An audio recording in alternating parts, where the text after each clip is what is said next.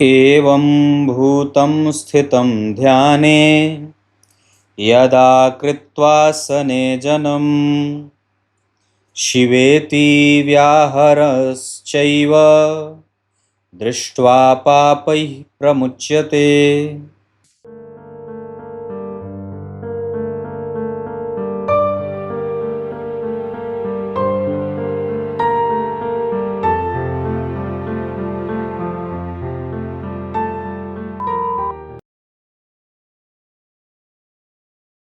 प्रिय दर्शकों, नमस्कार। एक बार फिर से उपस्थित हूं आप सबके सामने सोमवार के कार्यक्रम में। चंद्रदेव को आज समझेंगे कि वो इतने शैतल्य कारक ग्रह हैं, फिर अगर किसी जातक के ऊपर से अगर उनकी दशा चलेगी तो वो किस तरीके का परिणाम देते हैं, उनकी महादशा में सभी ग्रहों का अंतर किस तरीके का फल करेगा। अभी मैंने गुरुवार के कार्यक्रम में, गुरुवार के दिन देवगुरु बृहस्पति की महादशा में सभी ग्रहों के अंतरदशा का फल बताया था। आज चूंकि सोमवार है तो शीत प्रधान ग्रह चंद्रमा के ऊपर आपका ध्यान केंद्रित करूंगा और बताऊंगा, या जब कभी भी आपके पास अगर कोई कुंडली आती है और उसमें चंद्रमा की दशा चल रही है तो आप उनके महादशा का फलादेश किस तरीके से करेंगे, आज इसी विषय पे हमारा ध्यान आएगा। शुरू करते हैं आज का कार्यक्रम। कहीं नहीं जाना है, बिल्कुल बन के रहिएगा। कार्यक्रम के आरंभ में जो श्लोक मैंने पढ़ा है वो शिव पुराण का है, जिसका अर्थ भगवान वेदव्यास लिखते हैं कि आसन लगाकर भस्म धारण करके, गले में रुद्राक्ष की माला धारण करके और किसी भी माला पे अगर आप जप करते हैं तो पाप स्वतः देख करके भाग जाते हैं, ऐसा उन्होंने कहा, लिखा है और ये प्रत्यक्ष है। आप जैसे ही भस्म धारण करते हैं मस्तक पे और गले में रुद्राक्ष धारण करते हैं तो आपका मन और आपका चित्त, आपकी बुद्धि, आपका विवेक निश्चित रूप से कृत्य होने लगते हैं। क्योंकि बुद्धि कृत्य कब होगी? जब वो बुद्धिमता से निर्णय ले और सही चीज को पहचाने, है ना। आइए विषय पे लेके आता हूं। बात करते हैं कि चंद्रमा, सबसे पहले बात करते हैं कि चंद्रमा किस तरीके से आपकी कुंडली में अगर बैठेंगे तो वो किस तरीके का परिणाम देंगे। पहले तो मूलतया उन्हीं के बारे में चर्चा कर लेते हैं। तो चंद्रदेव जो होते हैं वो शुभग्रह होते हैं, लेकिन ये बदलने वाले शुभग्रह होते हैं। बदलने वाले क्यों? क्योंकि ये जब कभी भी किसी तरीके से अगर शुक्ल पक्ष की अष्टमी तिथि से लेकर के और कृष्ण पक्ष की सप्तमी तिथि तक अगर किसी जातक का जन्म होता है तो ये चंद्रमा पुण्यदायक माने गए हैं या फलीभूत में अच्छा फल करने वाले माने गए हैं। इनके निर्णय श्रेष्ठ होते हैं या ये शुभ चंद्रमा माने गए हैं। और वहीं कृष्ण पक्ष के अष्टमी तिथि से लेकर के और शुक्ल पक्ष के सप्तमी तिथि तक के जो चंद्रमा होते हैं वो पापक चंद्रमा होते हैं। इन्हें क्षण चंद्र कहा गया है और ये जातक के वर्तमान को प्रभावित करते हैं। और सामान्य बात है कि अगर आपका वर्तमान प्रभावित है तो आपका भविष्य भी प्रभावित होगा। तो ये चंद्रमा की मूल परिभाषा हो गई। शास्त्रकार यहां तक लिखते हैं कि चंद्रमा ही सबसे महत्वपूर्ण ग्रह होते हैं। नवग्रहों में सबसे ज्यादा अगर किसी ग्रह पे सबकी दृष्टि टिकी रहती है नवग्रहों की तो वो एकमात्र ग्रह चंद्रमा है।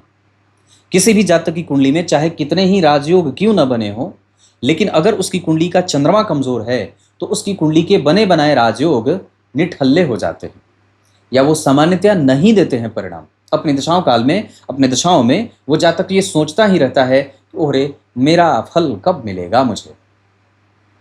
अब बात करते हैं कि चंद्रमा जब लग्न कुंडली में नीच के हों और नवांश कुंडली में उच्च के हों तो ये स्थिति भी चंद्रमा को बलवती बना देती है, बलवान कर देती है। वहीं अगर चंद्रमा लग्न कुंडली के लग्न में, द्वितीय में, तृतीय में, चतुर्थ में, पंचम में, नवम में और एकादशवें भाव में, अगर इन भावों में वो बैठे हों, लग्न, द्वितीय, तृतीय, चतुर्थ, पंचम, मतलब लग्न से लेकर के पंचम स्थान तक, और इधर नवम और एकादशवां, अगर इन भावों में चंद्रमा बैठे हों तो ये क्षण चंद्रमा भी जातक के कुंडली में फल देने वाले होते हैं। क्षण चंद्रमा का मतलब कि अगर जातक का जन्म कृष्ण पक्ष की अष्टमी तिथि से लेकर के और शुक्ल पक्ष के सप्तमी तिथि तक का हुआ है तो ये क्षण चंद्र हो गए। लेकिन अगर ये क्षण चंद्रमा इन भावों में बैठे हों लग्न कुंडली में तो ये चंद्रमा भी जातक को अपनी दशा काल में बहुत सारे शुभ परिणाम दे जाते हैं। शुभ का अर्थ क्या होगा? शुभ का अर्थ क्या होगा? अब आपके लिए जिस चीज की शुभता आप मानते हैं, हो सकता है कि मैं उसे शुभ ना मानता हूं, हो सकता है कि आप धन कमाना शुभ मानते हो या अच्छा मानते हो, पर मैं हो सकता है कि मानसिक शांति को शुभ कहूं। ये अपने ऊपर दृष्टिकोण पे निर्भर करता है कि आप किसी भी ग्रह से क्या चाहते हैं। सामान्यतया हम कलयुगी प्राणी हैं और हमारी ये अपेक्षा रहती है, हम ग्रहों से यही उम्मीद रखते हैं, लगा के बैठते हैं कि ग्रह आएगा, मेरा दरवाजा खटखटाएगा और बैग भर करके सूटकेस में करोड़ों रुपए दे जाएगा और फिर हम मस्त आनंद चीर निद्रा में चले जाएंगे, सो जाएंगे, अब मेरा काम हो गया, इस दशा काल ने अपना काम कर दिया। पर वस्तुतः ये ग्रह की महादशा का परिणाम नहीं है, ये आपको आलसी बनाने का प्रभाव है और ये प्रत्यक्षतया इस बात का प्रमाण करता है कि आप आलसी हैं। दैव दैव आलसी पुकारा, रामचरितमानस में भगवान लक्ष्मण ने कहा है, ये बात कही है। तो वैसे ही क्या बात कही कि चंद्रदेव मानसिक शांति के कारक होते हैं और जो ग्रह मूलतः जिस विषय का कारक होता है वो तो पक्का देता है। जैसे सूर्य क्रूरता के भी कारक हैं और नैतिकता के भी कारक हैं, तो वो नैतिक ये बनाते हैं अपनी दशाओं में, थोड़ी सी क्रूरता भी देते हैं, एग्रेशन देते हैं। मंगलदेव जल्दबाजीपन की प्रवृत्ति देते हैं, तो वो मंगलदेव अपनी दशा काल में जब आएंगे तो उस जातक के ऊपर से ऐसा व्यवहार रहेगा। चंद्रमा शीत के सागर हैं, ये शैतल्य देते हैं, तभी तो भगवान शिव ने इसे अपने मस्तक पे धारण किया है। और वस्तुतः पुराणों में चंद्रदेव बुद्ध के पुत्र माने गए हैं, बुद्ध के पिता माने गए हैं, क्षमा करें, बुद्ध के पिता हैं चंद्रदेव और चंद्रमा के पुत्र हैं बुद्धदेव। और चंद्रमा जो हैं वो वस्तुतः इस पूरे ब्रह्मांड में जो भी चीजें बह रही हैं, आकार बदल रहा है, जो नित्य प्रति, वो चंद्रमा है। एक जैसे तो रहते नहीं है, प्रतिपदा को कुछ और दिखा, द्वितीया को बदल गए, तृतीया को जो अलग स्वरूप धारण किया, चतुर्थी को नया हो गए, पंचमी को पूर्णतया बनने की तरफ अग्रसर हो गए और पूर्णिमा को पूर्णेंदु हो गए। तो ये चंद्रमा बदल रहे हैं और जैसे जैसे वो बदल रहे हैं वैसे वैसे हमारे वर्तमान को भी बदल रहे हैं, समुद्र को भी बदल रहे हैं। अपना तो मन बदल ही रहे हैं, हम मनुष्यों का भी मन बदल रहे हैं।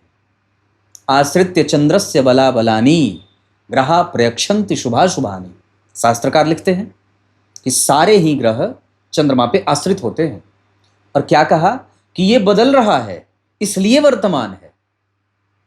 वर्तमान के सूचक है ना चंद्रमा। मैंने अपनी कुंडली विश्लेषण में कई बार अपने कार्यक्रम में ये बात कही है कि चंद्रमा वर्तमान के सूचक, सूर्य भविष्य के सूचक और राहुदेव भूतकाल के जनक होते हैं। तो जो बीत गया वो राहु है, जो वर्तमान है वो चंद्रमा है आपके। इसी वजह से जिस व्यक्ति की कुंडली में चंद्रमा कमजोर होते हैं उसका वर्तमान बड़ा ही डोलम डोल रहता है, वो ढुलता रहेगा, एक जैसा नहीं रहेगा। अगर आप दुकान पर बैठते हैं तो आपके दुकान की आमदनी एक जैसी नहीं रहेगी अगर चंद्रमा आपके क्षीण है तो, लेकिन अगर वो स्टेबल है तो आपकी आमदनी निरंतर बरकरार रखेंगे। और बुध क्या देते हैं? तो बुध चपलता देते हैं, चंचलता देते हैं। तो वो ग्रह का नेचर होता है और जो मूलतया वो जिस ग्रह का जो कारक क्षेत्र है वो अपनी दशा काल में वैसा परिणाम देगा। तो चंद्रमा का वस्तुतः कारक क्या है? शांति देगा। अगर कमजोर हैं तो थोड़े बहुत देंगे, अगर बलवान है तो मजबूती से शांति दे देंगे। अब बात करते हैं, ये तो भूमिका रही, नहीं तो विषय बड़ा लंबा हो जाएगा, बोलते बोलते दिन रात बीत जाए। तो चंद्रमा की महादशा में चंद्रमा का अंतर सामान्य रहेगा, बिल्कुल सामान्य। मतलब आप इसको ऐसे समझ सकते हैं कि इस दशा काल में अगर आपकी कुंडली के चंद्रदेव विलक्षण नहीं हैं, अशुभ बने हैं, तीसरे में बैठे हैं पापग्रह के साथ, छठवें में बैठे हैं पापकर्त्री में, अष्टम में बैठे हैं नीच या दोष युक्त होकर के, एकादशवें, दशम और 12वें, एकादशवें में अगर बैठे हो पापग्रह के प्रभाव में, तो ये चंद्रमा कमजोर चंद्रमा हो जाएंगे या कई बार आपको थोड़ी मेहनत रस्साकसी के साथ करवाने के बाद परिणाम देंगे। और अपनी दशा काल में ये आपके रक्त प्रवाह को प्रभावित करेंगे। जठराग्नि मंदाग्नि ये असंतुलित होती रहेगी, मन बुद्धि चित्त एक जैसा नहीं रहेगा और साथ ही साथ वीर्य स्खलन होता रहता है, व्यक्ति स्वप्न दोष में चला जाता है। तो स्वप्न दोष होगा, धातु का क्षीण होगा ना, वीर्य धारण करने से आपकी जठराग्नि मजबूत होती है। आजकल लोगों को पेट की परेशानी क्यों ज़्यादा है? इसीलिए है क्योंकि वो वह ब्रह्मचर्य धारण नहीं करते और वो वीर्यपात करते रहते हैं। इस वजह से उनकी जठराग्नि कमजोर होती रहती है, पाचन शक्ति कमजोर है। सबसे ज़्यादा रोग पेट के हैं आजकल। एक तो वैसे ही भारत गर्म है, ऊपर से गर्म भोजन किया, ऊपर से प्रभाव बाहरी, तो सब बह जाता है। बात है कि नहीं? तो कहने का अर्थ है ये चंद्रमा है और चंद्रमा में चंद्रमा का अंतर है। और चंद्रमा के बाद उसके बाद अब चंद्रमा में मंगल का अंतर। मंगल है तेज और चंद्रमा है शांत। तो अगर ये दोनों की प्रकृति देखते हैं तो एक को दूसरे की तेजी और दूसरे को पहले की शांति पसंद आ जाती है। और ये अगर दोनों ग्रह समुचित अवस्था में बैठे हैं, बैलेंस करके बैठे हैं, तो ये जातक के जीवन को आगे बढ़ाने में सहायक हो जाते हैं। मतलब उसका कारोबार, उसकी दैनिक दिनचर्या, उसका व्यापार, उसकी नौकरी और उसके समझने और सोचने की शक्ति। अगर मंगल आपकी कुंडली में उच्च के हैं, व्यवस्थित बैठे हैं, दिग्बली हैं, दशम स्थान में उच्च के हैं, मतलब अच्छे बैठे हैं, कहने का अर्थ है, तो ये चंद्रमा में मंगल का अंतर, चूंकि दोनों परम मित्र होते हैं एक दूसरे से, चंद्रमा की किसी से शत्रुता होती नहीं है, वैसे सभी ग्रहों से उनकी मैत्री रहती है। तो चंद्रमा में मंगल का अंतर जातक के पद, प्रतिष्ठा, नौकरी, लाभ और विशेषतया उसके प्रोफेशनल करियर को आगे बढ़ाने में सहायक होते हैं। दो लाइन की बात होगी, इससे आप समझ जाएंगे कि आप कैसा निर्णय देने वाले हैं जातक को। और चंद्रमा में राहु, क्योंकि चंद्रमा में चंद्रमा, चंद्रमा में मंगल, अब चंद्रमा में राहु आ गए, ये बड़ा भ्रम देते हैं। ये चंद्रमा में जब राहु आएंगे तो व्यक्ति के मन को एकदम निचोड़ देते हैं और वो अपनी एनर्जी का सतत सही इस्तेमाल नहीं कर पाता है। अपने ही ऊपर उसे प्रायः संदेह होने लगता है। अपनी एनर्जी को नहीं पहचानेगा तो गलत भटकाव में जाएगा, गलत मैत्री में जाएगा, गलत लोग उसे अच्छे लगने लगेंगे, नियमित दिनचर्या का पालन नहीं करेगा, हैजा, कालरा, टीवी, पता नहीं किस तरीके की बीमारियां, कफ जनित बीमारियां हो जाएं, बिस्तर पे पड़ा रहे, मतलब एनर्जी रहे ही नहीं, सुस्ती छाई रहे, परीक्षार्थी जो है वो परीक्षा में असफल हो जाए, कंसंट्रेशन भंग हो जाए, मन एक जगह एकाग्र नहीं होता है। शिव जी की पूजा करिए, भगवान भोलेनाथ की शरणागति धारण करिए, मंदिर जाइए, मंदिर दर्शन करिए। ये चंद्रमा में राहु हैं। उसके बाद गुरु आते हैं। तो चंद्रमा में गुरु बड़े अनुकूल और बड़ा शांत, बड़ा बढ़िया, मतलब ये आपको धन, धान्य, सुख, सौख्य, साधन, संसाधन, दाम्पत्य, संतान, विवाह, प्रेम, विलक्षणता, पद, प्रतिष्ठा, खुद का व्यापार। हाँ, लेकिन अगर चंद्रमा में गुरु आ रहे हैं और गुरु आपकी कुंडली में कमजोर हैं तो ये आपको कफ जनित बीमारियां देते हैं। सर्दी, खांसी, जुकाम, नजला, रक्त प्रवाह तीव्र हो जाए, भोजन कमजोर पचने में दिक्कत करे, इस तरीके की समस्या ये देते हैं। ये चंद्रमा में गुरु हैं। और अगर बढ़िया बैठे हैं तब तो कहना ही क्या है, ये आपको सुख क्या नहीं दे सकते। चंद्रमा में गुरु, दोनों एक दूसरे के मित्र हैं, दोनों को एक दूसरे की प्रकृति अच्छी लगती है, इस वजह से जातक में अच्छाइयां दिख जाती हैं उस दशा काल में। और गुरु के बाद शनि। तो चंद्रमा में शनि मन को विकल करते हैं, क्योंकि ये दोनों एक दूसरे में, चंद्रमा तो किसी को अपना शत्रु नहीं मानते पर शनि देव इनको शत्रु मानते हैं। इस वजह से वो कहते हैं कि जब चंद्रमा की महादशा है और शनि का अंतर है तो ये बड़ा ही कमजोर होने लगता है और फिर जातक के बने बनाए काम बिगड़ने लगते हैं। चंद्रमा ठेल करके परीक्षार्थी को परीक्षा हॉल तक लेके जाएंगे और हॉल में अपना काम शनिदेव करके उससे सारे आंसर गलत करवाएंगे और फिर व्यक्ति असफल हो जाता है। तो यहाँ परीक्षार्थियों के लिए बड़ा ही कंसंट्रेशन पे काम करने की आवश्यकता होती है, लगातार मेहनत करने की आवश्यकता होती है, शनिदेव को भी प्रसन्न करने की आवश्यकता होती है। इस वजह से बजरंगबली की पूजा जहाँ पे होगी वहाँ पे शनिदेव परेशान अपना प्रकोप नहीं दिखाते। तो चंद्रमा में शनि का अंतर आपको विकल बनाता है, आपकी एनर्जी को गलत जगह पे लेके जाता है, आपके कंसंट्रेशन को डिरेल करता है और गड़बड़ छाला पैदा करते हैं। शनि के बाद बुध।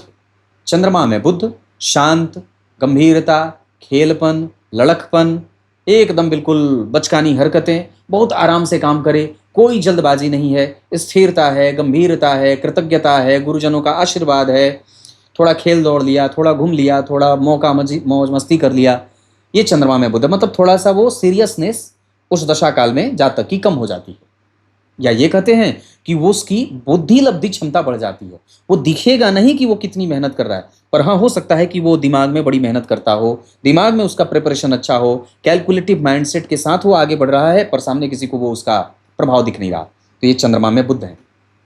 फिर आते हैं चंद्रमा में केतु। जहां ये आपको एक तरफ निर्णय ले जाने वाले बना देते हैं। एक तरफ आप राहु में निर्णय ले नहीं रहे थे और चंद्रमा में केतु आए तो आपको दोनों पक्षों का अध्ययन करने से वंचित कर दिया। सिर्फ एक तरफ जा रहे हैं। मित्र मित्र है, उसकी कमजोरी आपको दिख नहीं रही है कि वो आपका गलत इस्तेमाल भी कर रहा है। ऐसा चंद्रमा में केतु में होता है। चंद्रमा की महादशा हो, केतु का अंतर हो, तो व्यक्ति मित्र को शत्रु, शत्रु को मित्र बना ले, माता को नुकसान करे, अपना उनसे झगड़ा कर बैठे, सत्य को सत्य न समझे, गलत को गलत न समझे। ऐसा होता है। तो ये जो बचकानी हरकतें होती हैं वो चंद्रमा में केतु करवा देते हैं। इस वजह से यहाँ पे गणेश जी की खूब पूजा करनी चाहिए। वो बुद्धि के देवता है ना, तो बुद्धि गलत ना हो, नहीं तो बिना बुद्धि विखम विद्या, बात आती है। अगर बुद्धि नहीं है तो विद्या विष के समान है। तो ये चंद्रमा में केतु ऐसा ही निर्णय करने वाले हो जाते हैं। अंतिम में आते हैं शुक्रदेव। अगर वो कमजोर हैं तो फिर धात रोगी बना देते हैं, स्वप्न दोष हो जाता है, मन विकल रहता है, कामाग्नि बढ़ जाती है, व्यक्ति मूर्ति में भी काम के भाव से उसका दर्शन करने लगता है, गलत जगह पे भी सही, गलत जगह पे भी गलत, गलत जगह पे भी गलत और सही जगह पे भी गलत, हर जगह उससे गलत होने की स्थिति बन जाती है। अवांछित जो कृत्य हैं वो भी करने लगता है। वांछनीय का तो उत्तर ही नहीं है। गलत लोग, गलत चीज, गलत प्रभाव, गलत प्रभाव, गलत प्रभाव और गलत व्याख्या, गलत मैत्री, गलत आदत, गलत चीजें देखना, इंद्रियों के वश में जाना, विस्तर न त्यागना, आलसी हो जाना, प्रमादी हो जाना, कुंठा से ग्रसित होना, डिप्रेशन में चले जाना। लेकिन अगर शुक्रदेव बढ़िया है तो आपके पद की वृद्धि कर देंगे, प्रतिष्ठा की वृद्धि कर देंगे, समाज में नाम हो जाए, संतान की प्राप्ति हो जाए, सुख और सुख के संसाधन की वृद्धि हो जाए। ये हैं चंद्रमा और इनकी महादशा में इन ग्रहों का अंतर। कुछ इसी तरीके से आज के इस महत्वपूर्ण कार्यक्रम का समापन करते हैं। तब तक के लिए बहुत बहुत नमस्कार।